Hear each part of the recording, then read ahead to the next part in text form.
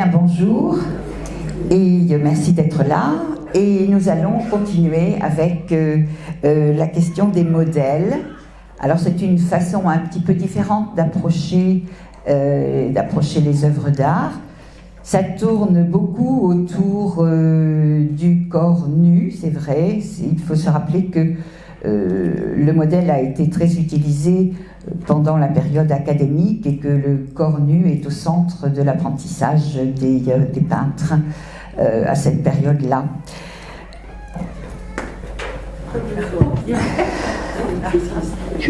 Ah, le courrier. Voilà. Le courrier du Crédit Agricole. Non.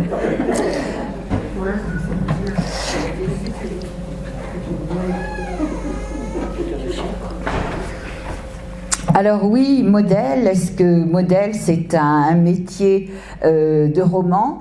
On peut se poser la question quand on va voir la peinture suivante. Mais c'est vrai que finalement, voir la peinture à travers les modèles, c'est aussi raconter les petites histoires qui rejoignent la grande, et des petites histoires parce que les modèles sont effectivement des êtres vivants qui peuvent donner un petit peu de nouveauté à la façon de voir la peinture, un petit peu justement de vivant. Marie-Louise O'Morphy, c'est une jeune fille donc du temps de Louis XIV et de François Boucher, qui l'a immortalisée là en 1751 dans une pose particulièrement, on va dire, coquine, qui a fait, dont Boucher a fait beaucoup de copies, parce que probablement que c'est un sujet qui a plu. C'est un sujet qui est un peu réservé aux élites aristocratiques qui batifolaient pas mal. Et on verra que par la suite, il sera question justement d'éradiquer ce genre de peinture pour faire de la peinture responsable. En attendant, Marie-Louise O'Morphy, qui porte un nom un petit peu écossais, qui serait d'une famille effectivement d'origine écossaise et qui avait plusieurs sœurs qui elles aussi posaient. Il se trouve que Boucher en a fait un premier portrait, l'a eu comme modèle, et cette peinture est arrivée jusqu'au roi Louis XIV qui a demandé à voir si la jeune fille en question était vraiment à la hauteur de ce qu'elle était sur la peinture. Voilà, bon, monsieur Louis XIV avait le droit à produire ce genre de demande. Si bien que effectivement, quand il a rencontré la jeune fille, elle lui a plu immédiatement et il l'a installée dans un pavillon autour de Versailles, un quartier qui s'appelait le Bois aux Cerfs. Et il installait là ses petites maîtresses, c'est-à-dire que ce ne s'agissait pas des maîtresses officielles qui, elles, avaient une chambre à la cour, mais donc un pavillon où il pouvait installer ses petites maîtresses le temps qu'elles étaient intéressantes à ses yeux. Voilà. Donc, voilà ce portrait de cette jeune fille de 15 ans, qui est là effectivement dans une pose très, très alanguie. Elle regarde quelque chose, on se demande ce qui peut bien l'intéresser comme ça c'est laissé au spectateur de l'imaginer. On sait que ce portrait a eu effectivement beaucoup de succès. Et l'histoire de Louise O'Morphy, en fait, est-ce un roman? En tout cas, c'en est peut-être un, mais pas forcément un conte de fées. Ses parents étaient tous les deux plus ou moins assignés en justice. Le père avait trahi son employeur, qui était un noble, et pour qui il avait livré des secrets, et sa mère était plus ou moins en lien avec le vol et la prostitution. Donc cette jeune fille n'était pas forcément très bien partie dans la vie, et finalement, ayant été comme ça choisie par le roi, ça lui a donné une autre destinée. Lorsque, au bout de 3 ans, elle a porté un premier enfant et que Louis XIV commençait à être un peu fatigué, eh bien, il a fait en sorte qu'elle prenne un petit peu des distances. Et dans la nuit, on est venu la chercher et on l'a plus ou moins mariée comme ça, sans son consentement, mais un jeune et beau garçon, désargenté, et qui portait un nom très noble. Donc cette jeune fille est devenue très vite une femme de l'aristocratie. Alors elle a eu 3 maris, parce qu'ils sont morts les uns après les autres, elle y est pour rien, hein, je vous rassure. Mais elle s'est enrichie au fur et à mesure, et finalement, elle a eu énormément de biens, elle était très bien installée, si bien qu'au moment de la Révolution française, elle a été rattrapée par la Révolution, puisqu'elle était devenue, elle était dans le mauvais côté à ce moment-là. Voilà pour son histoire. Alors voilà, et c'est un conte de fées, à vous d'en juger. Il faut savoir que donc Boucher a fait plusieurs copies de cette peinture. Dans cette peinture de 1751, il a bien mis en vue un livre pour montrer que cette jeune fille n'est pas faite que pour la rigolade, hein, qu'elle est aussi capable de lire et de s'intéresser à des choses, à des nourritures, disons, intellectuelles. Dans la copie suivante, il a enlevé le livre. Peut-être qu'il a trouvé que finalement, c'était pas ce qui était le plus intéressant. Et il faut aussi savoir que quelques années auparavant, eh bien, il avait fait une première odalisque, celle-là donc brune, en 1745. Et cette première odalisque qui est marquée par le pli, on dit, le pli de la fesse, le pli des tissus, il y a des plis partout. Et cette peinture-là, en fait, eh bien, c'est l'épouse de François Boucher qui a servi de modèle. Voilà. Mais il a bien compris que c'était probablement une peinture à répéter parce qu'elle avait du succès. Alors évidemment, donc, ces peintures un peu rococo, hein, c'était de la peinture dite rococo, n'avaient plus cours après la Révolution française. Et David nous l'a bien fait comprendre avec ce retour au classicisme, avec le néoclassicisme. On a vu la dernière fois une peinture de lui. Vous savez que David va on va faire une rétrospective de son œuvre au musée du Louvre, hein, je pense que ça a déjà commencé. David, donc, qui est pour une autre forme de peinture, une peinture qui éduque le peuple. Et nous avons déjà vu la dernière fois cette peinture-là qui représente Léonidas au Thermopyles, cette fameuse bataille des 300 hein, qui a été faite en film il y a quelques années, mais bon, c'était surtout un film pour les jeunes, mais en tout cas c'est une victoire perse sur les Grecs qui ont été trahis, et ces Grecs-là sont effectivement des héros parce qu'ils sont morts en héros pour protéger le reste de leur patrie. Ce sont des Spartiates. Et là, ils se préparent au combat tout en sachant pertinemment que c'est perdu d'avance. Hein. Alors on a quand même les lauriers et Léonidas qui effectivement n'a pas l'air de s'en faire énormément. Et d'ailleurs, justement, ça me permet de vous parler de ce que on appelait le beau idéal, c'est-à-dire on attendait du modèle non pas qu'il représente justement tout ce que le peintre pouvait donner. Le peintre avait à se faire une idée du modèle, mais il devait participer de sa propre culture, de son propre savoir pour conférer au modèle une beauté idéale. C'était en quelque sorte, malgré tout, quelque chose d'assez abstrait, puisqu'à partir du modèle, c'était à l'auteur de conférer à sa peinture une beauté idéale. C'était l'époque, donc, de la beauté idéale. On verra par la suite que de plus en plus, les peintres vont vouloir personnaliser le modèle et peut-être justement mieux s'approprier le modèle qu'à l'époque où on travaillait surtout le corps, les muscles et ce qui était l'anatomie. Alors, rappelez-vous, on en avait parlé la dernière fois, ce Léonidas, en fait, c'est un modèle qui s'appelait Cadamour, un Italien qui était venu d'Italie et qui s'était arrêté à Dijon pendant un certain temps et à qui on avait conseillé d'aller voir David pour lui dire qu'il était prêt à poser et qu'il avait tout ce qu'il fallait pour être ce fameux beau idéal. Et David en avait convenu et l'avait donc pris pour représenter plusieurs héros dans ses tableaux. Et donc, si je vous parle de ce monsieur, c'est aussi pour dire que le modèle masculin avait été payé moins cher que les femmes, mais il durait beaucoup plus longtemps.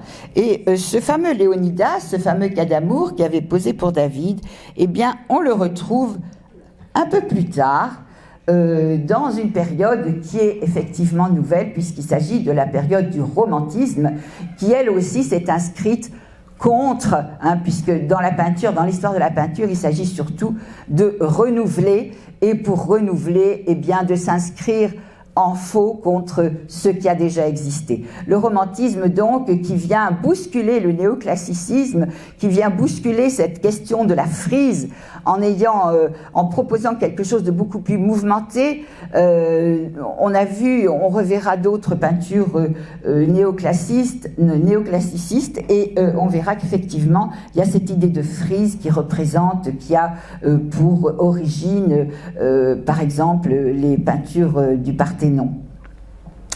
Alors voilà donc oui ce cas d'amour qui est déjà un peu fatigué par la vie mais qui continue à poser malgré tout, et on va le retrouver dans une œuvre romantique par excellence.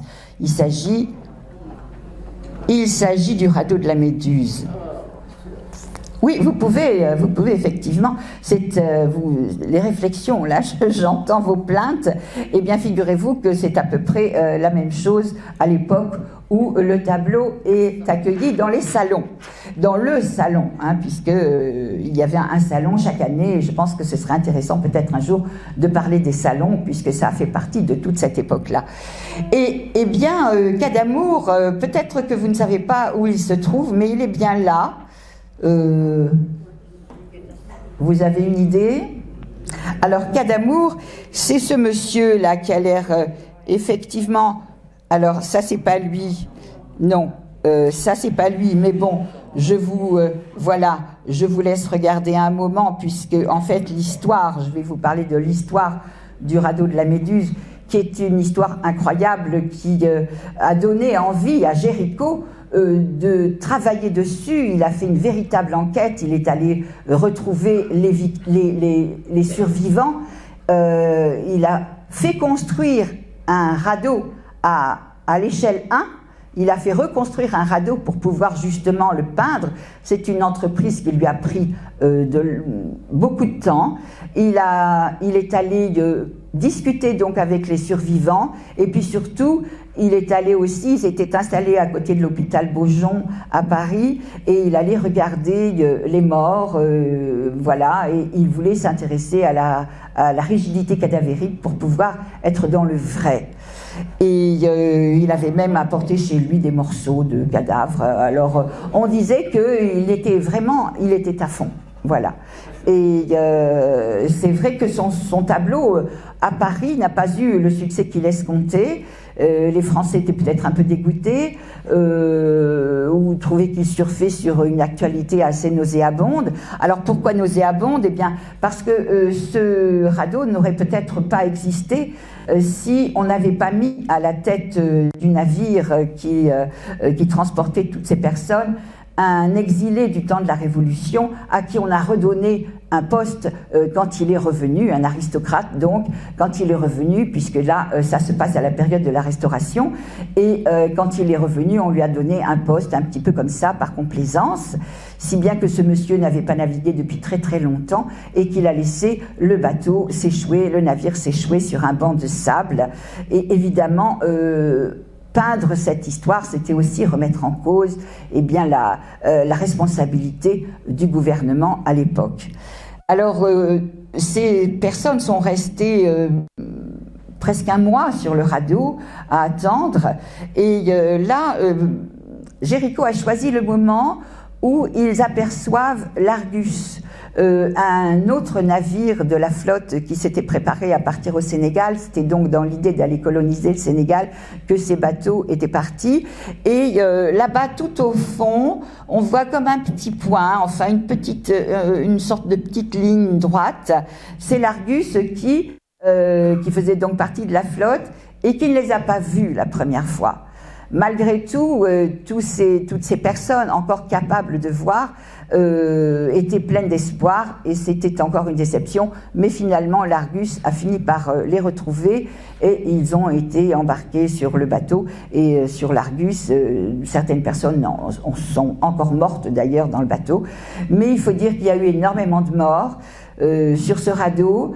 Et qu'il y a eu, peut-être que ça aussi, ça faisait partie du dégoût qu'en ont eu les spectateurs, il y a eu une vague de cannibalisme, alors on ne sait pas si c'est vrai, mais en tout cas, c'était l'horreur, c'était l'enfer, voilà. Et tout ça a été consigné par un survivant qui était en réalité, alors, voilà. On revient à Cadamour. Est-ce que c'est parce que je vais en arrière ou est-ce que c'est normal? Voilà, oui, voilà Cadamour. Hein. Voilà Cadamour. Eh bien, Cadamour, c'est ce vieux monsieur qui est là et qui retient le corps de son fils, hein, qui est mort, lui, et qui est au bout de tout. Voilà. Il faut savoir que Géricault est allé aussi au Havre pour regarder la tempête, pour regarder les effets des vagues, et qui s'est apparemment trompé parce qu'il a installé dans le décor une déferlante qui n'existe pas dans ces eaux-là. Bon, on ne va pas lui tenir rigueur, pauvre Géricault, qui en fait a été très malheureux du peu de succès de son œuvre, une œuvre immense. Hein. Vous pouvez aller la voir au Louvre, je crois qu'elle mesure 5 mètres sur 7, elle prend vraiment une place incroyable. Et puis bon, alors ce qui a été le sauvetage de cette œuvre, c'est que elle a voyagé jusqu'à Londres où elle a eu un immense succès. On faisait ça quelquefois avec des œuvres d'art, un petit peu comme on projette un film. Eh bien, les gens pouvaient aller la voir pendant un certain temps. Elle était exposée et les Londoniens ont beaucoup apprécié. Bon, voilà. Et finalement, le succès était au rendez-vous. Bon, il faut savoir que Géricault ne vivra pas beaucoup plus longtemps. Géricault était un petit peu un tout feu tout flamme, il faisait un petit peu plein de choses comme ça sans réfléchir, et il aimait beaucoup les chevaux, il prenait les chevaux les plus fougueux qu'il y avait pour se donner un petit peu d'adrénaline, et un jour il est tombé, il s'est fait mal à la colonne vertébrale, il n'a pas voulu s'en inquiéter, et finalement il a fallu qu'il reste allongé, et il en est mort quelque temps plus tard. Voilà, donc c'est une grande perte puisque en fait il était peut-être parti pour nous proposer encore des choses assez extraordinaires. Alors ce tableau, oui, allez le voir, mais je pense que vous avez encore le temps. Mais il faut savoir que Géricault a utilisé un bitume pour les fonds un peu noirs et qu'ils sont en train de prendre le dessus et que c'est irréversible. Alors il y a des copies qui ont été faites, mais ce tableau noircit de plus en plus et on a de moins en moins la possibilité de voir tous les détails. Mais on en voit encore suffisamment. Voilà, je vous parlais d'Alexandre Coréard et Savigny. Savigny était un chirurgien de marine et Alexandre Coréard travaillait dans les ponts et chaussées à l'époque, il était ingénieur, ils s'en sont sortis, mais ils étaient tellement choqués quand même qu'ils ont voulu écrire cette histoire, et que cette histoire en principe qui n'aurait pas dû sortir des lieux de la marine, des postes de la marine, eh bien quelqu'un s'est dit ce serait pas plus mal que tout le monde soit au courant, donc il a bénéficié là aussi d'une certaine complaisance, et son histoire a touché toute la population, et c'est là que Géricault s'est dit que c'était un sujet inespéré. Voilà donc une étude de Géricault. Et Géricault, eh bien, de Géricault, de Coréard et de Savigny. Et Savigny, Coréard, pardon, le voilà. Donc il a posé. Il a fait poser énormément de personnalités, il a fait poser des personnalités de la peinture, mais il a aussi voulu intégrer dans son œuvre des modèles, des témoins de toute cette histoire pour en faire quelque chose d'extrêmement vivant. Là, nous avons Coréard qui est là et qui pose encore. Alors voilà, le voilà un petit peu plus près. Un modèle de l'époque qui a posé aussi, c'est Gerfand. Gerfand était un modèle qui travaillait aux Beaux-Arts, qui a posé pour pas mal de grands peintres. Et Géricault en a fait plusieurs études. C'est un ancien mameluc, donc il a fait partie de l'armée de Napoléon Ier. Il a gardé ce côté un petit peu militaire et menaçant, comme on le voit ici. Et là, on a une véritable figure d'expression, hein, comme on faisait aussi des concours d'expression. Et lui, voilà, d'un petit peu plus près encore, il a posé pour Ingres dans le martyre de Saint-Symphorien. Et là, eh bien, où est-il? Alors c'est comme cherche et trouve, hein, vous savez, c'est Charlie. Et le voilà. Donc c'est vrai que c'est pas forcément des portraits qui font honneur à leur modèle, mais malgré tout, ils sont quand même passés à la postérité. Voilà donc le Mameluc, qui, si on regarde bien, a autour de lui pas mal de choses qui font penser à un militaire. Alors on voit pas très bien.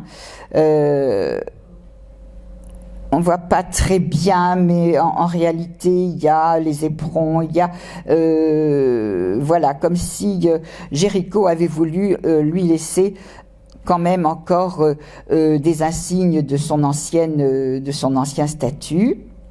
Sur cette même peinture, eh bien, il y a Jamard qui était l'élève particulier de Géricault.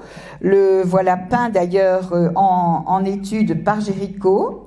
C'était un jeune homme qui a l'air assez ténébreux quand même sur cette peinture, qui lui-même a fait un portrait de Géricault, qu'on voit là.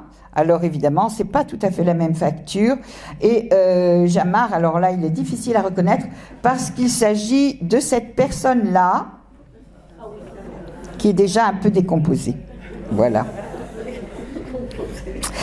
Et bientôt, chef de file du romantisme à son tour, effectivement, Eugène Delacroix pose pour Géricault. Pourquoi va-t-il prendre ce titre? Eh bien parce que Géricault, qui était le premier romantique, eh bien s'en va. Et Delacroix récupère ce titre alors qu'il n'en voulait pas. Il ne voulait pas être affilié à une quelconque école. Malgré tout, il devient le chef de file de ce mouvement. Et Géricault, c'est difficile à reconnaître aussi, sauf qu'il avait une abondante chevelure qu'on retrouve ici. Voilà. Et Géricault, donc, qui est déjà un cadavre. Alors, qu'est-ce qu'il y a d'intéressant aussi sur ce tableau? Eh bien, c'est ce qu'on appelle le modèle noir, d'autant plus qu'il y a eu une exposition il n'y a pas très longtemps au musée d'Orsay sur le modèle noir. On s'est aperçu qu'il y avait dans la peinture des modèles noirs qui ont servi. Et là, nous avons Joseph, le modèle noir, qui était devenu un ami de Géricault, qui était en fait, qui posait pas mal pour d'autres peintres sur Paris. Et Joseph, eh bien sûr, le voilà.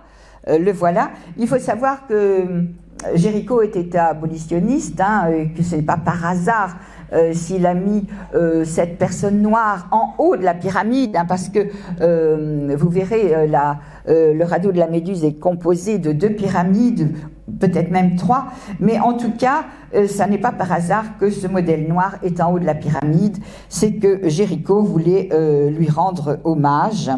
Alors, dans l'histoire quand même, cette personne a existé dans l'histoire du radeau. Cette personne s'appelait Jean-Charles, en fait. Mais on l'appelle Joseph parce que maintenant, il est connu comme Joseph depuis qu'on a décidé de rendre hommage à toutes ces personnes qui avaient tendance à ne pas avoir de nom. On le retrouve ici. Alors la peinture à l'origine s'appelle Joseph le Nègre. On a décidé, les responsables du musée d'Orsay ont décidé de lui enlever ce surnom qui est un peu aujourd'hui pas très bien considéré. Donc on a décidé de l'appeler le Mort, et le voici par Adolphe Brune, donc un peu plus âgé, mais toujours modèle. Et le voilà par Géricault dans une étude d'homme. Et en fait, il se trouve que dans la peinture, il n'y avait qu'un noir à bord, mais dans la peinture de Géricault, il y en a au moins 3. Voilà. Alors, c'est un peu difficile à voir parce que effectivement, le bitume est en train de consommer un peu toute la peinture, mais voilà, il y a au moins 3 personnes noires sur ce bateau. Et Joseph a servi de modèle aussi pour Chassériau. C'était Ingres qui avait demandé à Chassériau, son élève, de faire une étude de Joseph. Et en fait, ça n'a pas servi. Heureusement, on peut dire, parce qu'il était fait pour représenter Satan dans une peinture d'Ingres. Et ça n'a pas abouti. Voilà. Nous continuons. Alors, elle n'était pas sur le bateau. Mais bon, il y a bien effectivement toute une question autour du modèle noir, et on s'intéresse au modèle noir. Et là, nous avons Madeleine. Le portrait de Madeleine par Marie-Guillemine Benoît. Marie-Guillemine Benoît, qui a des accointances plus ou moins aristocrates, n'était pas forcément abolitionniste. Elle n'était pas forcément touchée par la question. Mais elle était intéressée par la peinture de la peau noire qui représentait quand même pas mal de difficultés, et on sent que donc elle a aimé travailler ce portrait qui est en fait le portrait probablement d'une servante de sa maison.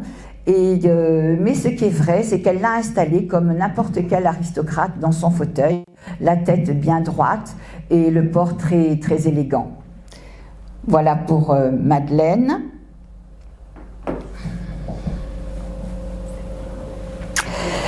Alors, Madeleine est au Louvre, hein, vous pouvez la voir sur les murs du Louvre, dans les cimaises du Louvre. Alors Laure, vous la connaissez, vous l'avez déjà vue, vous ne savez pas qu'elle s'appelle comme ça, et on disait même que le chat noir dans le tableau était plus remarqué que la modèle. Elle est là. Alors effectivement, vous avez un petit chat noir qui fait parler de lui là-bas au coin, et Laure très peu, hein, il faut dire que bon, elle est un petit peu noyée dans l'obscurité, mais elle est bien là, et Manet la connaissait bien, il l'avait déjà fait travailler. Bon, alors on pourrait parler du tableau, on en reparlera parce que la jeune femme qui pose là a été un grand modèle de Manet, on y reviendra. Mais en tout cas, en ce qui concerne Laure, la voilà donc d'un petit peu plus près. On la voit un peu mieux ici, et cette Laure en fait a permis à pas mal d'artistes noirs et d'autres pas noirs de revendiquer un petit peu une place dans la peinture, comme on peut voir ici, donc par exemple une peinture qui a été faite, une peinture beaucoup plus proche de nous et qui a essayé de permuter donc le noir, le blanc, et dire combien dans le fond la peinture appartenait à tout le monde. Et le chat est toujours là. Voilà donc une peinture de Manet, hein, qui a fait une étude de Laure. Donc là, c'est bien Laure.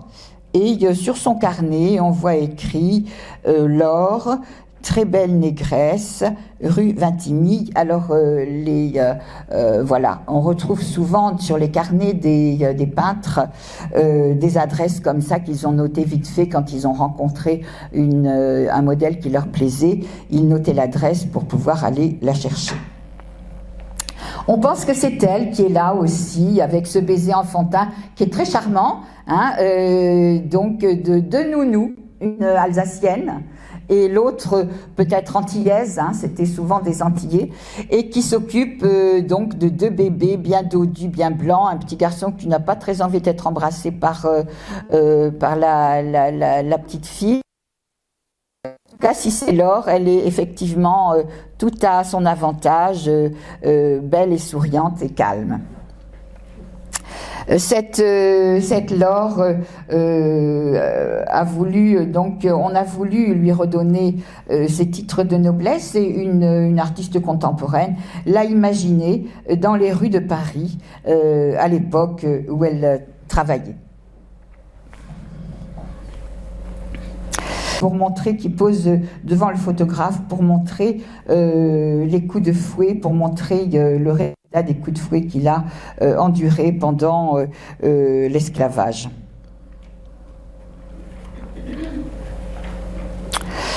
Eugène Delacroix était un homme assez discret, qui ne racontait pas sa vie comme ça n'importe comment, mais malgré tout il consignait, il avait un journal, et dans ce journal on apprend beaucoup de choses. En tout cas, à cette page-là, voilà ce qu'il écrit: j'ai reçu ce matin à mon atelier la lettre qui m'annonce la mort de mon pauvre Géricault. Je ne peux m'accoutumer à cette idée, malgré la certitude que chacun devait avoir de le perdre bientôt.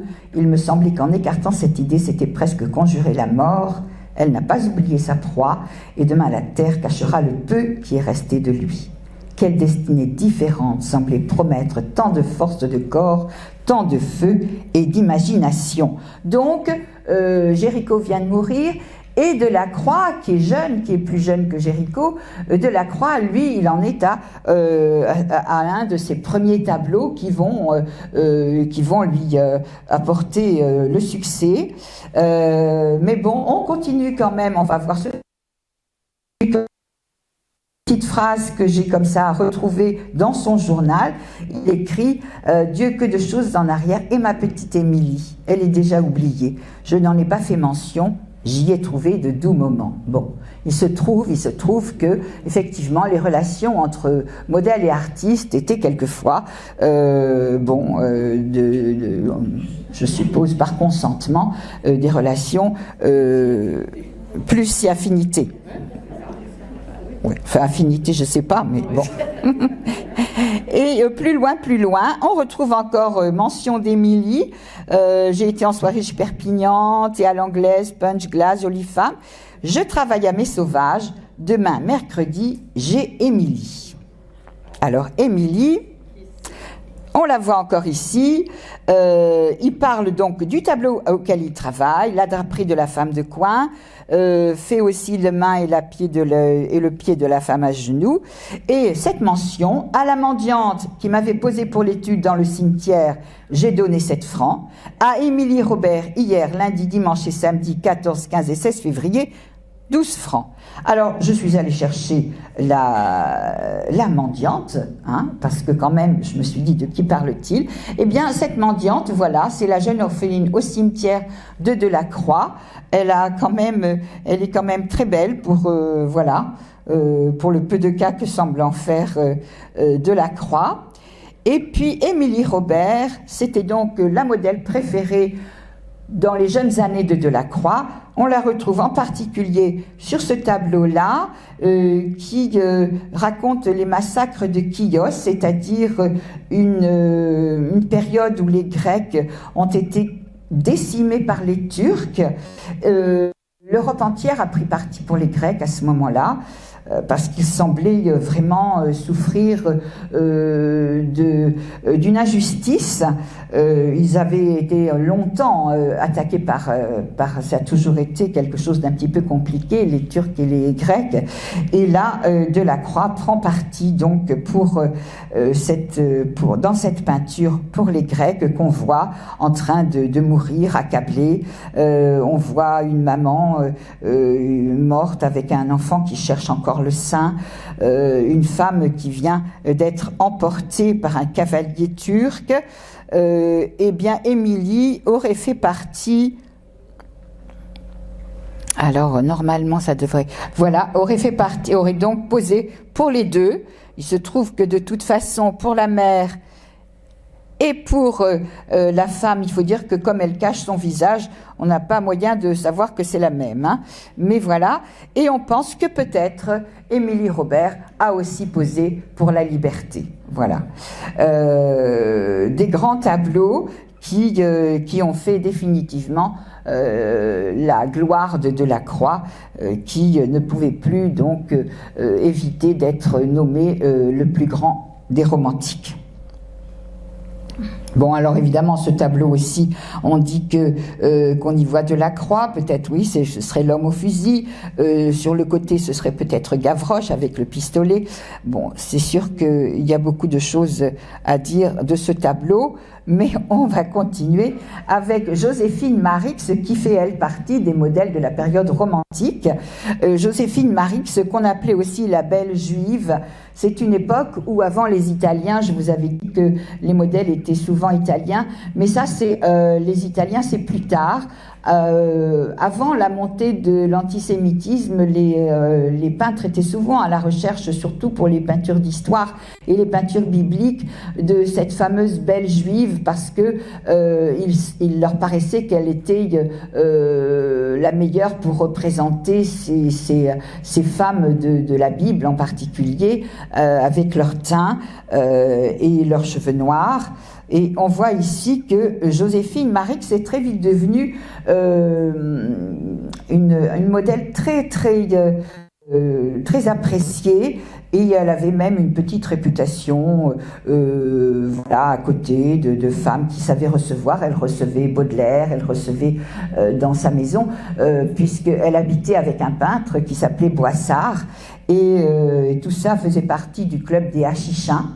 Bon, il fumait du hashish, je crois, et il se retrouvait régulièrement pour justement discuter de peinture et de culture. Et cette peinture qui est d'un monsieur Steuben et qui est censée représenter Esmeralda de Victor Hugo, c'est la période, eh bien, a connu beaucoup de critiques. Il y a un critique qui a trouvé que entre la chèvre et la jambe, il y avait quelque chose qui manquait. Il y avait où il y avait trop de chèvres, où il n'y avait pas assez de jambes.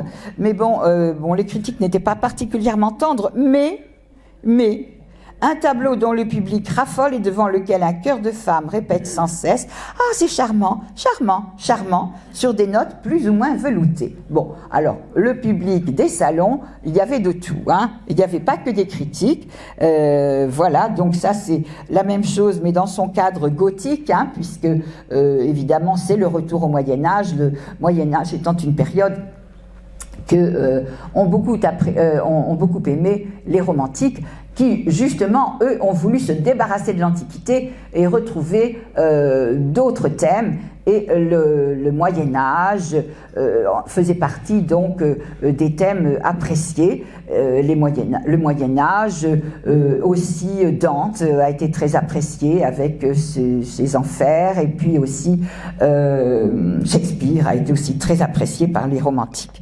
On les retrouve souvent dans les tableaux.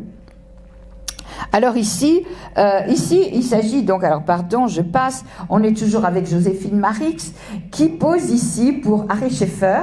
Ary Scheffer, c'est un peintre romantique dont on n'entend plus parler, bien sûr.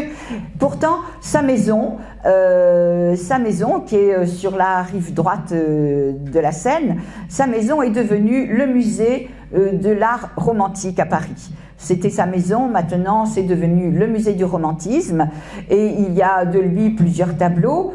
Il y a des choses qui sont quand même connues de lui, il y a des tableaux de lui au Louvre, et là il a peint ce personnage qui en fait était un personnage très à la mode à cette période-là, qui s'appelle Mignon.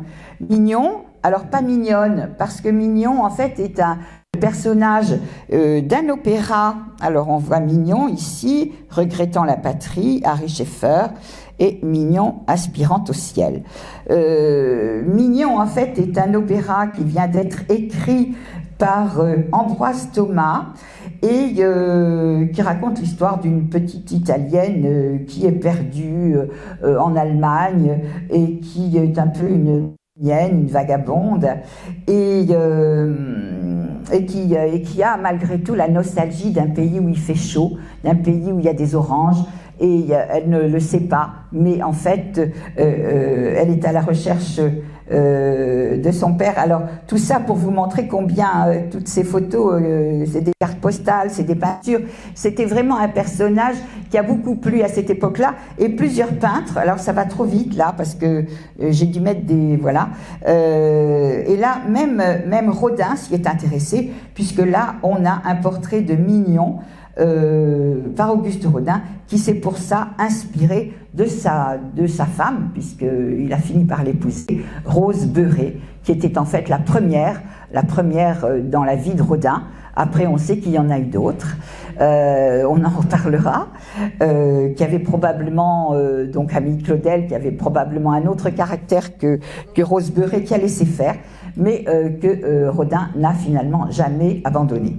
Alors, oui, alors voilà. Alors ici, pour revenir à Mignon, c'est l'histoire de cette jeune fille qui a été probablement enlevée par des romanichels et qui cherche, qui aimerait bien retrouver ses origines. Il y a un monsieur qui traverse l'histoire et qui se révèle être son papa. Donc il a un château. En fait, écoutez, elle devient châtelaine à la fin. Mais comme elle est tombée amoureuse dans l'histoire d'un beau garçon qu'elle retrouve, et bien c'en est trop, elle meurt. Et les gens n'ont pas du tout apprécié qu'un opéra comique se termine comme ça, si bien qu'ils ont boudé la pièce et les auteurs ont dit bon ben on va changer la fin. Et alors là, elle s'est mariée avec son beau garçon et les gens sont revenus au théâtre. Bon, alors voilà. Alors on retrouve ici Joséphine Marix dans un tableau du peintre qui était son amant, Fernand Boissard, dans ce Christ déposé de la croix. Elle est devenue blonde. Marie-Madeleine, la pécheresse, oblige, hein, c'est quand même blond, c'est mieux porté pour une pécheresse. Voilà. Et on la retrouve ici. Et on la retrouve surtout dans un tableau qui, lui, malheureusement, n'est pas beaucoup vu, parce qu'il se trouve dans une partie des Beaux-Arts qui s'appelle l'hémicycle. L'hémicycle, c'est là où on recevait les étudiants qui avaient passé les trois épreuves des Beaux-Arts, et la dernière épreuve consistant en un concours qui durait quand même 72 jours. Donc les étudiants étaient placés dans ces loges où ils étaient nourris certainement, mais ils étaient censés ne pas quitter leur tableau pendant 72 jours. Et au bout de ces 72 jours, le jury finissait par choisir un tableau, et l'auteur de ce tableau partait à Rome, à la Villa Médicis, hein, et faisait continuer ses études à Rome pendant plusieurs années. Donc le concours en loge, c'était vraiment une épreuve. Ici, on voit comment, toujours Alexis Lemaître qui nous a raconté les Beaux-Arts, on lit le sujet, parce que forcément le sujet, c'était un sujet mythologique ou un sujet biblique. Et là, c'est la lecture du sujet. Chacun devra ensuite retourner dans sa loge et commencer son travail. Et l'hémicycle, c'est l'endroit où on distribuait les diplômes. Donc c'est Paul Delaroche, qui était un peintre très apprécié en son temps, hein, qui a mérité de peindre cette peinture monumentale qu'on trouve donc dans l'hémicycle. Alors je sais qu'il n'y a pas très longtemps, on a pu rentrer dans l'hémicycle au moment des journées du patrimoine, mais c'est tout de même assez rare. Alors cette peinture, sainte peinture, eh bien on y voit Joséphine Marix qui est là, le génie de la peinture, ou encore la renommée, qui distribue les lauriers. Elle est placée devant les jeunes diplômés et elle lance la couronne. Cette peinture est une peinture intéressante dans la mesure où on a demandé à Paul Delaroche de proposer quelque chose qui serait une peinture où on pourrait illustrer l'histoire de la peinture. Alors, c'est un immense tableau, puisqu'il fait quand même plusieurs mètres et qu'il épouse tout le fond du mur.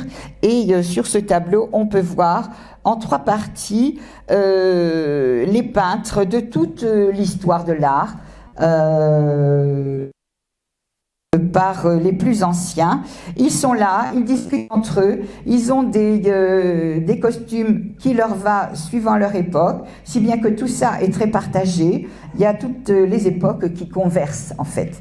Et tous ces peintres sont vraiment fidèlement inspirés de la personne qu'ils sont censés représenter. On a là une liste de tous les peintres qui s'y trouvent. Alors évidemment, peut-être que tout le monde, Rubens, Velázquez, Van Dyck, Caravage, des connus et des moins connus, mais en tout cas ce qui est sûr, c'est que là nous avons les 3 types de dessins représentés. Alors nous avons, et qui étaient enseignés aux Beaux-Arts, c'est-à-dire nous avons Inictus, qui représente l'architecture. Au centre, nous avons Apelle, qui lui est un peintre de l'Antiquité. Et de l'autre côté, nous avons Phidias pour les sculpteurs. Donc là sont représentés les 3 types d'enseignement qui se faisaient aux Beaux-Arts à ce moment-là. Donc voilà Apelle. Et on remarquera que Apelle, c'est quand même le plus jeune et le plus vigoureux.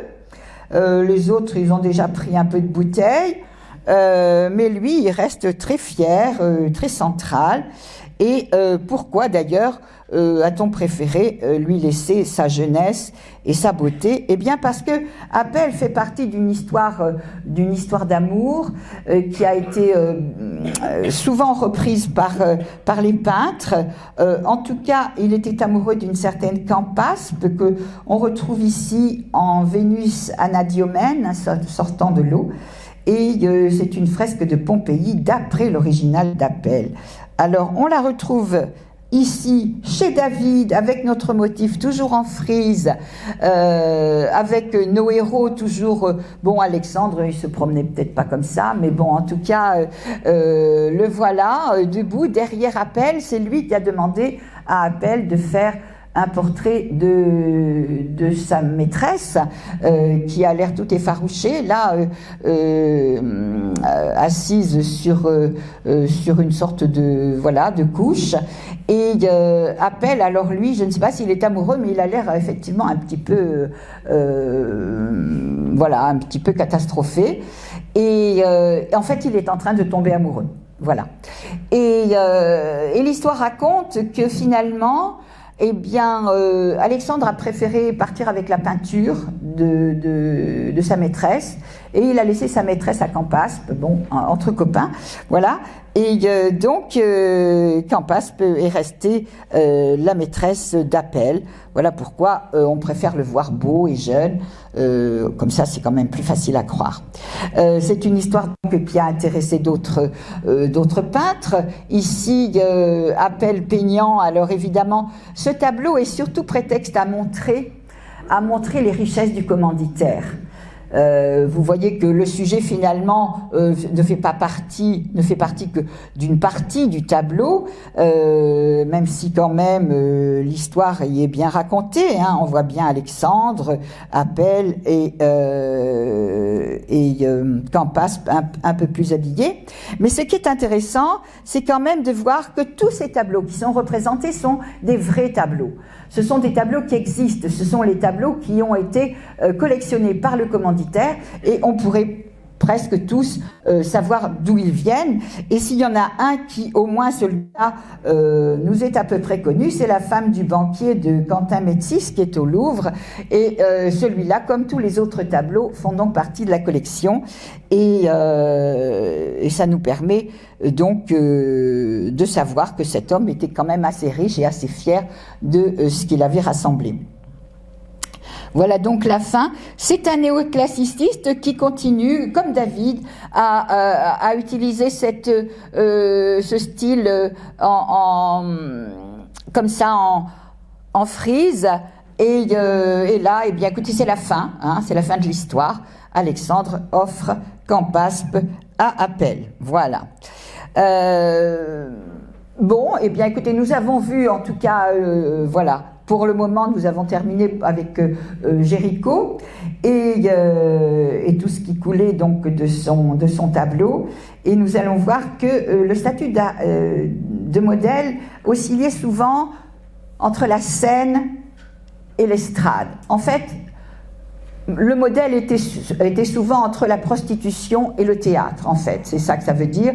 C'est vrai que c'était un métier très mal considéré à l'époque, et on verra en Angleterre c'était encore pire, puisque en Angleterre les peintres reconnus faisaient installer un deuxième escalier dans leur maison pour que les modèles ne rencontrent pas les gens de qualité, si bien que c'était quand même très mal considéré, et c'est probablement parce que souvent il s'agissait de jeunes filles ou de jeunes femmes qui, plutôt que d'aller se noyer dans la Seine, ou plutôt que d'aller en fait faire un métier qui n'était probablement pas très reluisant, eh bien ces femmes-là, c'était avant ça, elles pouvaient prétendre à être modèles, et c'était encore un statut. Mais souvent les modèles venaient du théâtre ou allaient au théâtre, c'est-à-dire elles allaient au théâtre, sur la scène, hein, bien sûr. Hein. Et on va voir donc des actrices comme Jeanne Samary. Jeanne Samary, c'est une enfant de la Balle, ses parents étaient tous les deux des acteurs et tous les deux étaient dans le milieu du théâtre. C'est une toute jeune fille qui fait très vite les rôles d'enfants au théâtre et les rôles de soubrette. Elle avait énormément d'énergie, elle était très sympathique, elle avait un peu d'embonpoint, mais ça lui allait très bien. On la retrouve ici, donc très vite elle a joué chez Molière, Toinette, et puis dans Le Malade imaginaire, la petite fille qui va voir son grand-père, enfin bref, elle était jeune, elle est rentrée là-dedans très jeune, et elle a eu très vite une belle réputation, on l'aimait beaucoup. Pierre Renoir, Auguste Renoir l'a peinte dans ce tableau. Ici, c'est un peintre qui était très coté à l'époque, qu'on appelait Carolus Durand, Charles-Émile Auguste Carolus Durand. On trouve encore pas mal de ses peintures. Ça, c'est un tableau qui est à la Comédie Française. Et c'est pas facile de le trouver sur Internet quand même. C'est pour ça que j'ai trouvé ça, mais il n'est pas en entier. Mais je pense que la Comédie Française fait attention qu'il soit pas trop divulgué. Hein. Alors, la voilà donc encore ici, toujours par Carolus Durand. La voilà encore par un peintre pour le moment inconnu, hein, mais on retrouve bien son air, on retrouve bien ses yeux rieurs. C'est vrai que c'est une artiste qui a été très appréciée au théâtre et qui a beaucoup servi de modèle. Et la voilà encore chez Louise Abéma, dont on reparlera, puisque ce serait bien aussi de travailler un petit peu la peinture des femmes. Mais attendez, là. Louise Abéma, qui a été l'élève d'un peintre dont on reparlera, Henner, et qui peint là toujours cette jeune femme très vive, alors qui a fini par rencontrer un aristocrate ou un noble ou je ne sais plus, un bourgeois. Les parents n'ont pas voulu d'elle, ils se sont mariés quand même, ils ne sont pas venus au mariage, hein, ça c'est pas très grave, et finalement elle a été très heureuse, elle a continué à travailler et dans le théâtre, et puis un jour qu'elle a joué un rôle où elle était très appréciée, elle est tombée malade et elle est morte très jeune. Hélène André, c'est une actrice aussi, alors elle aussi, elle a démarré assez tôt au théâtre et elle a été très vite très appréciée. Manet l'a peinte ici dans ce costume, dans un costume de Parisienne. Alors elle a tous les accessoires qu'il faut pour avoir l'air chic. Bon, elle est tout en noir, mais elle a des gants, un sac, le chapeau, tout ce qui fait d'elle une Parisienne chic. Là, on la retrouve encore avec Édouard Manet au café. Alors là, ça c'est l'eau de vie de prune qu'elle est en train de boire. C'est pour voir comment les taches, en fait, donnent ce caractère enlevé qu'on apprécie tant chez les impressionnistes. Donc la voilà au café d'Édouard Manet, 1878. Et puis la voilà au café aussi, mais alors un peu moins enjouée, puisque là, c'est la peinture de l'absinthe de Degas. Et effectivement, elle est tout de même un peu plus avachie, on peut dire.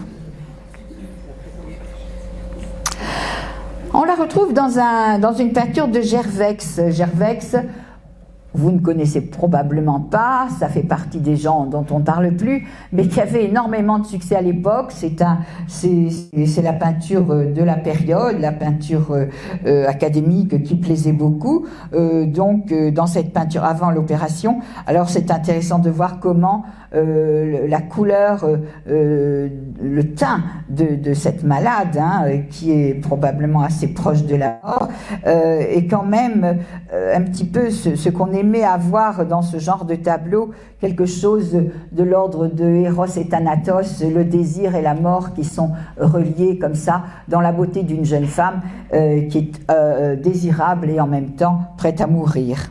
Voilà, donc la voilà dans ce tableau avec tous ces messieurs scientifiques tous en noir à côté de sa peau si nacrée. Et là voilà encore, toujours notre Hélène André, fin du déjeuner, Auguste Renoir, et encore une fois, la voilà dans le déjeuner des canotiers. C'est une peinture impressionniste. Renoir est en train peut-être de faire son dernier tableau impressionniste. C'était probablement pas facile d'être impressionniste à cette époque-là. On n'était encore pas forcément très bien considéré. Donc il va revenir à une peinture peut-être un peu plus classique, mais ce tableau en tout cas a été beaucoup étudié et on a pu retrouver à peu près tous les personnages, on a retrouvé à peu près les noms de toutes les personnes qui posent. Eh bien, Hélène André, alors, celle-ci, elle n'est pas modèle, ça se passe dans une auberge, et ça, c'est la fille de l'aubergiste. Alors bon, voilà. Donc, elle est là par hasard, mais elle mérite largement d'être peinte. Ici, nous avons un modèle de profession qui s'appelle Angèle Legault, qu'on voit dans d'autres peintures aussi, qui a beaucoup posé. Mais nous retrouvons Hélène André dans cette petite femme très mondaine, très amusée, et qui est en train de parler probablement à Caillebotte. Je peux vous remontrer le tableau en grand si vous voulez voir où toutes ces personnes se retrouvent. Voilà, donc l'aubergiste accoudé au balcon, Hélène André, plus ou moins centrale, qui est en train de discuter avec ce monsieur à canotier qui paraît pas trop l'écouter, mais qui serait Caillebotte. Et de l'autre côté de la table, alors on a peut-être ce monsieur avec un chapeau qui est sur votre droite, et qui serait Charles Ephrussi, qui a servi de modèle pour Proust, pour Swann, et qui était un homme très cultivé, qui aimait beaucoup fréquenter les artistes, et qui est en train de parler à une actrice qui a l'air de se boucher les oreilles. On va voir qui c'est. Alors voilà Hélène André, et voici Aline Charigot, qui est en fait la femme de Renoir. Voilà, donc elle pose en tant qu'épouse, elle pose avec son petit chien. On retrouve Hélène André dans un tableau de son mari. Elle a épousé un monsieur Drummond qui était peintre, mais qui n'a pas vraiment eu beaucoup de succès.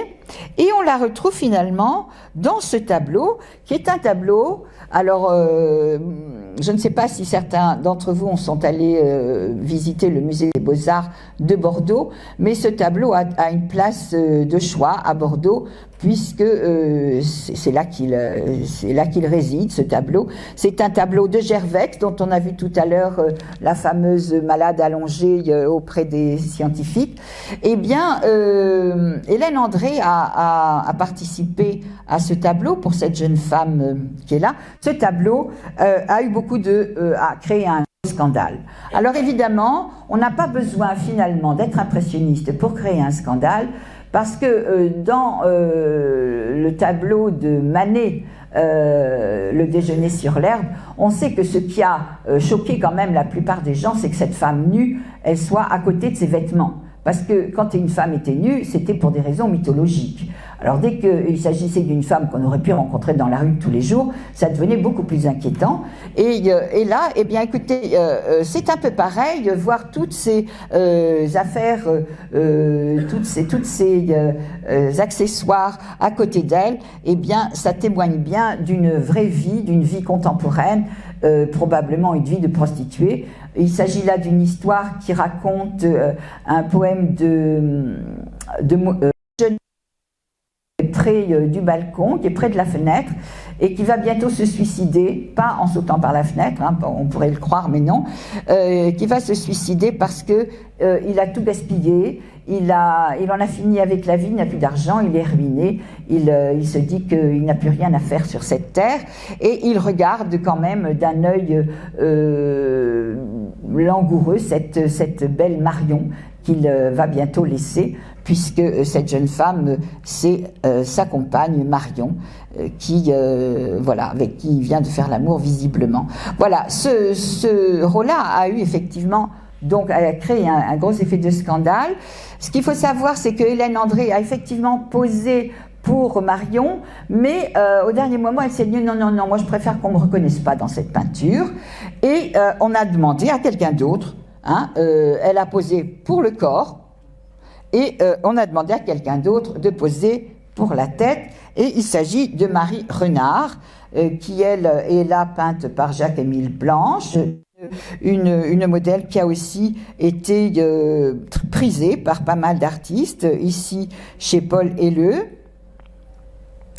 ici chez Édouard Dantan. Édouard Dantan était un peintre qui venait d'une famille de sculpteurs, et c'était le seul qui a choisi de faire de la peinture, et finalement il s'est surtout intéressé aux ateliers de sa famille. Il a beaucoup peint la sculpture dans les ateliers de ses parents. Voilà. Et donc ici nous avons Marie Renard, toujours chez Dantan. Et alors Marie Renard a posé pour un tableau, alors qui lui a créé des tas de scandales en fait, parce qu'elle a posé avec un masque. Et là tout d'un coup, la jeune femme est un petit peu, est un petit peu érotisée quand même, et c'est là qu'on s'est dit, ah mais si c'était ma femme, voilà, bon, en fait, parce que évidemment, avec son masque, tout était possible. Et si bien qu'il y a eu comme ça des tas de femmes qu'on a volontiers accusées d'avoir posé pour ce tableau. Ça a fait pas mal de petits scandales jusqu'au jour où on a quand même mis une femme au tribunal. Cette femme, c'est une femme connue à l'époque, c'est une grande sportive, elle a été présidente de la SPA de l'époque, elle a eu un bateau, elle a fait de la voiture, et curieusement, elle a assigné son père et son frère pour détournement de fonds, parce qu'elle était quand même très riche, et c'est à ce moment-là que pour se venger, ils ont prétendu qu'elle était la femme au masque. Eh bien, figurez-vous qu'on leur a donné raison. Donc, voilà cette Madame Dugast au volant de sa première voiture, une Panhard Levasseur. C'était pas n'importe qui, c'était une très grande sportive, elle faisait de tout. Et là, voilà comment on pourrait la comparer, à la femme au masque. Et finalement, on a quand même fait comparaître Gervex et sa modèle Marie Renard, qui ont dit mais non, qui ont voulu dire, parce qu'on ne les a pas laissés parler finalement, et qui ont voulu dire que non, c'était pas elle, que c'était Marie Renard le modèle. Et bien finalement, Madame Dugast a été déboutée, et elle n'a pas eu gain de cause dans ce procès. Alors, on est toujours au théâtre avec Henriette Henriot, une actrice qui a connu très vite Renoir et qui a beaucoup posé pour lui. C'était dans les premiers temps. On la voit là dans Portrait de Madame Henriot. Alors vous voyez comme finalement du modèle néoclassique où on cherchait cette beauté idéale, c'est-à-dire qu'on ne cherchait pas à reproduire le modèle tel qu'il était, on cherchait juste à transposer sur ce modèle une idée idéale. Et bien petit à petit, les peintres se sont, même déjà pendant le romantisme, les peintres se sont intéressés à l'individualité du modèle. Ils ont même parfois cherché des modèles qui leur convenaient. Ils ont voulu vraiment que ce modèle ait une véritable personnalité. Alors petit à petit, d'ailleurs, on en est venu à faire des portraits de personnes particulières, même quand c'était tout simplement pour l'art de la peinture, pas pour des portraits de commande. Alors Madame Henriot qui pose ici, voilà, qui pose encore pour la Dame en bleu d'Auguste Renoir, et qui pose encore pour cette promenade où elle se promène avec 2 enfants. Donc une amie de longue date de Renoir qui a beaucoup posé en échange d'ailleurs par amitié de certains tableaux qu'elle a gardés chez elle et qui ont été récupérés par la famille. Cette Madame Henriot a une fille qui s'appelait Jeanne Henriot, qui a changé son nom en Jane parce qu'elle est devenue elle-même actrice et a été comédienne à la Comédie Française. Et cette jeune femme était en fait l'enfant qui a posé, l'enfant de Madame Henriot, qui a aussi posé pour Renoir. Cette actrice de la Comédie Française, malheureusement, a connu une fin rapide et tragique. La Comédie Française a pris feu et Madame Henriot, Jane Henriot, n'a pas voulu sortir. Elle est allée récupérer son petit chien et elle a suffoqué dans les flammes. Donc le Petit Parisien qui nous montre la découverte de Madame Henriot dans les décombres du théâtre, et là on l'emmène donc sur une civière, et on a demandé à Carolus Durand, dont on a déjà parlé, de faire un portrait posthume de l'actrice, et il s'est aidé pour ça de toutes les cartes postales qui avaient été faites à partir de la jeune femme, et il a donné ce portrait qui est un portrait posthume mais qui montre comment elle était bien belle. Alors, je vous ai dit que les Anglais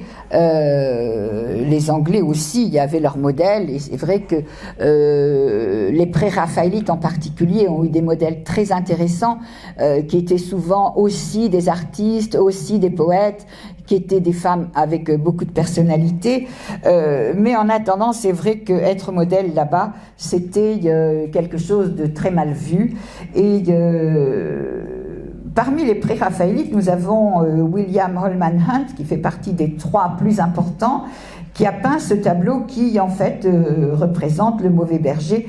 Le mauvais berger, quand il est intéressé par autre chose que ses moutons, eh bien, ça va pas du tout.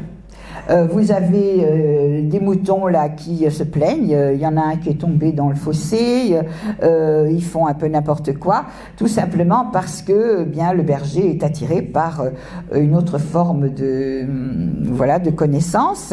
Et en fait, Holman Hunt, quand il a fait ce portrait, c'était surtout pour montrer combien que c'était la véritable moralité, qu'il fallait pas abandonner ces moutons. Mais bon, ça a été quand même pas très très bien vu comme ça par la critique. Et Holman Hunt, lui, quand il a compris que son œuvre allait être publiée dans un livre, il a demandé à ce qu'on mette en avant. Il se trouve qu'il a été, Holman Hunt, l'amant de la jeune modèle qu'on voit là, et ça s'est su. Et donc dans ce livre où il allait publier, qu'on allait publier avec cette gravure, il a demandé qu'il demandait sincèrement pardon. Voilà, donc quand même qu'il demandait sincèrement pardon pour avoir été en deçà de ce qu'il faut. Nous sommes donc toujours chez les Anglais avec ce tableau d'un d'un peintre amusant à regarder, parce qu'il a surtout peint des grands tableaux où fourmillent beaucoup de personnages. La gare de Waterloo, je pense que c'est Waterloo, où il y a des dizaines de personnages qui sont là, prêts à prendre le train ou qui en descendent avec des bagages, avec des enfants qui courent. Et c'est un tableau assez amusant à regarder. Mais là, Frith était parti dans les rues de Londres à la recherche d'un modèle, et puis il avait trouvé que cette petite marchande d'oranges était vraiment très, très jolie à peindre, et il lui a demandé de venir. Elle a un peu résisté, puis finalement, je ne sais pas, il a dû lui proposer de l'argent, elle a accepté, mais il se trouve qu'elle s'est endormie au milieu de la pause, et alors là, William Powell Frith s'est dit, voilà, j'ai plus qu'à peindre ce moment-là. Donc, le modèle endormi, avec les oranges dans les mains, le panier à côté. Alors, peut-être qu'on n'aura pas le temps aujourd'hui, mais on voit derrière ce modèle une sorte de mannequin. Et justement, je vais faire un petit détour par les mannequins, parce qu'ils ont aussi leur place. Ils remplacent les modèles quand les modèles sont absents. Alors, de là à dire que c'est moins cher, non. Parce que souvent, payer un modèle, ça équivalait, payer un mannequin, acheter un mannequin, ça équivalait souvent à 2 ans de salaire d'un modèle. Les mannequins étaient vraiment un travail qui méritait beaucoup d'attention. On essayait de faire en sorte que la peau soit le plus vraisemblable possible. On verra des très beaux mannequins, et on en reparlera un peu plus tard, mais en attendant, on voit ici que dans l'atelier de William Frith, il y avait donc déjà un mannequin. Alors nous sommes toujours du côté de l'Angleterre, et des histoires assez sympathiques, comme par exemple celle de cette petite fille, une petite fille modèle qui s'appelle Connie Gilchrist, qui elle avait une mère qui était déjà modèle, et qui allait avec sa mère pour les séances de pose, et on s'est aperçu qu'elle était très très mignonne et qu'elle ferait un très joli modèle elle-même, si bien que cet enfant, alors un petit peu comme on dit la Shirley Temple de l'époque et de l'endroit, eh bien cet enfant a beaucoup plu, et elle a été très demandée, si bien que ses parents la forçaient souvent à se coucher à des heures indues, parce qu'il l'avait mise aussi sur la scène où elle faisait un numéro de saut à la corde, si bien que cet enfant, elle était un petit peu partout, et le lendemain matin, il fallait partir très tôt, se laver les cheveux, se pomponner pour aller chez le modèle.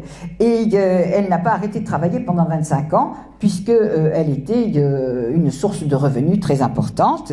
La voilà donc en photo. Voilà la mère qui a posé pour Whistler. Whistler, qui est un peintre dont on reparlera, et dont le musée d'Orsay a montré quelques œuvres célèbres, et qui est un monsieur qui a compté dans la peinture. On aura l'occasion d'en reparler. Ici, voilà ce qu'il a fait de cette jeune femme, de cette jeune fille, harmonie en jaune et or. Alors, Whistler avait comme ça pris le parti d'appeler tous ces tableaux d'un nom plutôt musical, comme harmonie, parce que pour lui c'était une façon de dire que ce qui comptait c'était la couleur, c'était la musique inhérente au tableau, et là on voit donc comment il a reproduit Connie, voilà. Voilà, la voilà, donc dans son numéro de corde à sauter. La voilà elle joue la petite fille, si on peut dire, dans cette peinture de Frank Hall, qui est un monsieur, qui est un peintre, lui, du côté du réalisme social. Donc il a peint beaucoup de choses qui montrent plutôt la pauvreté, ou les gens acculés à la pauvreté et à tout ce qui l'entourait. Ici, ça s'appelle Ici, ça s'appelle Le Déserteur, et la petite fille est à côté de son père. Et la voilà devant la cheminée, toujours face au feu, Frank Hall, donc intéressé par la misère sociale. Ici, c'est un tableau de Frederick Leighton, qui était le directeur de l'Académie anglaise, hein, du Royal Academy. Et il était extrêmement classique, extrêmement académique, mais bon, il a laissé quand même des grands tableaux qui sont impressionnants de finesse, qui sont finis. Hein. Ça, c'est vrai que c'est un petit peu ce que les impressionnistes, contre quoi les impressionnistes se sont insurgés, ce côté fini, ce côté léché, cette peinture qui prenait des mois à aboutir. Et là, bon, ben, ça, c'est sûr que Frederick Leighton fait partie des académiques. Et dans cette peinture-là, qui est une fête à Daphné, bon, en plus, les académiques continuaient à s'intéresser à l'histoire antique. Ils étaient du côté de la Grèce et de Rome, et on les appelait même les néo-grecs, hein, souvent. Et là, dans cette peinture, eh bien, la petite Connie Gilchrist, on la voit, elle est là, et elle est reproduite 5 fois. En fait, parce qu'il a pris le même modèle pour faire toutes les petites filles qui participent au chœur. Hein. Alors, on la voit pas très bien, on la voit mieux ici par le même peintre dans cette petite Fatima. Voilà. Elle a des bien grands yeux et on la voit encore ici par Frederick Leighton, dont on reparlera puisque lui aussi a employé pas mal de modèles. Ici on a donc la petite Connie Gilchrist qui joue de la musique. Peut-être que c'est sa mère qui est à côté.